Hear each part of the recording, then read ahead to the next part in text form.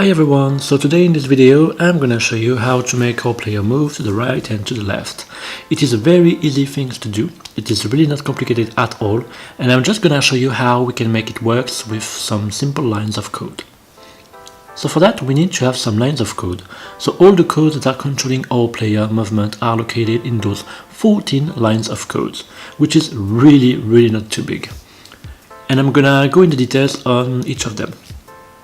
So what I'm going to do is that I'm going to select my code first and I'm going to tap on Ctrl plus K, so like that all my code is commented and now I can work on a new one. So what we need to do is first to set up some variable and constant. Here you can see that my script is a kinematic body 2D, which is a feature of Godot that allows you to move the player easily. That kinematic body 2D works with vector 2. That is the feature of Godot that allows us to move on an horizontal and vertical axis. Here the 0 stands for the horizontal axis and the -1 stands for the vertical axis. After that, we need to have some variable and constant to be able to make our character move. We need to set up first a gravity. So here we're gonna set up the gravity to 20. This gravity gonna be the force that's gonna push our character to the ground. After that we need to have a constant acceleration. So this is gonna be set up on 50. And what it's gonna do is basically add 50 each time our character is moving.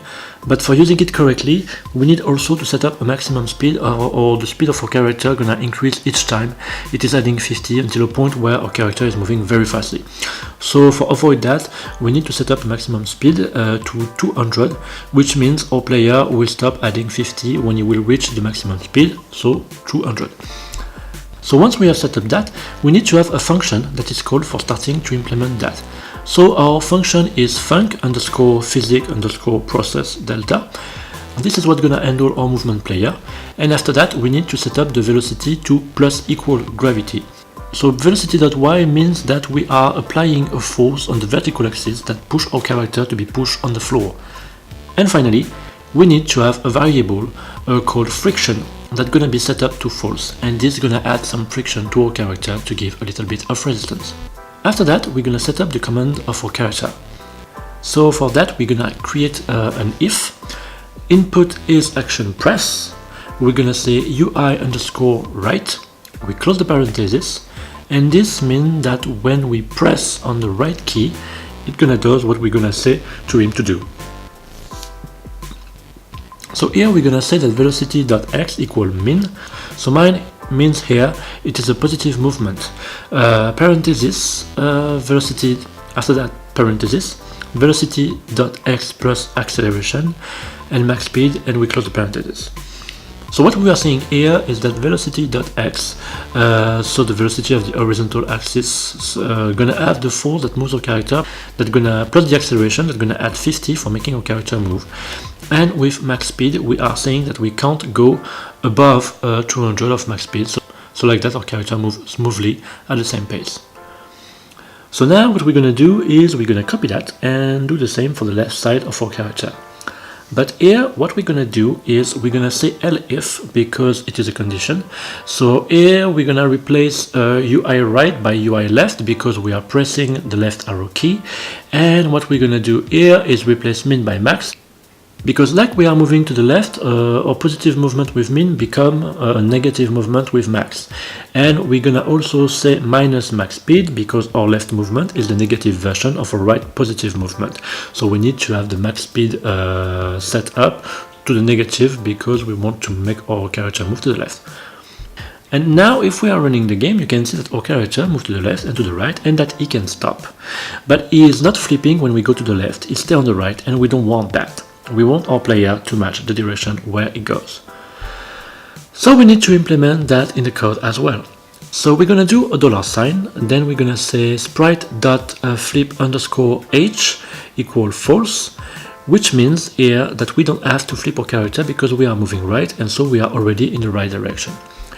And now we're gonna copy that and paste it to the left, but this time we're gonna say that flip h = true because we are moving left, and so we want our character to flip when we move in the left direction. And now if we are launching our game, you can see that our character is flipping to the left or to the right, which is what we want. But there is still something that bugs me. We do not have animation when we are walking or doing nothing. And for that we need to go back in our code. Again, create a $sign, and this time we're gonna say that sprite.play. We open a parenthesis, double quote, run, and we close the parenthesis. We're gonna copy that for the left as well, and we're gonna pass that also in the else section, but here we're gonna say idle. So how does it work? Basically, in my player node, I have animated sprite, and in this animated sprite, I have already set up an animation that I'm gonna simply call with that line. I'm gonna show you. Here you can see I have different animation, and here what I do with this line is to call the run animation, and when the run animation is not running, I am calling the idle animation. And so with that line here, I am calling that animation, and with that line there, I am calling that animation as well. And so now, if we launch the game, it's gonna play the right animation. Let's test it out. So you can see that my character has an animation when he is not moving, and he also have a run animation that flip when he is moving and go to the right or to the left. And so in the next tutorial, I'm gonna show you how to make our character jump. I'm also gonna make a tutorial about how to wall jump, dash, make our character climbs, etc. So I hope this video has been useful for you. I thank you for watching, and I will see you in the next video.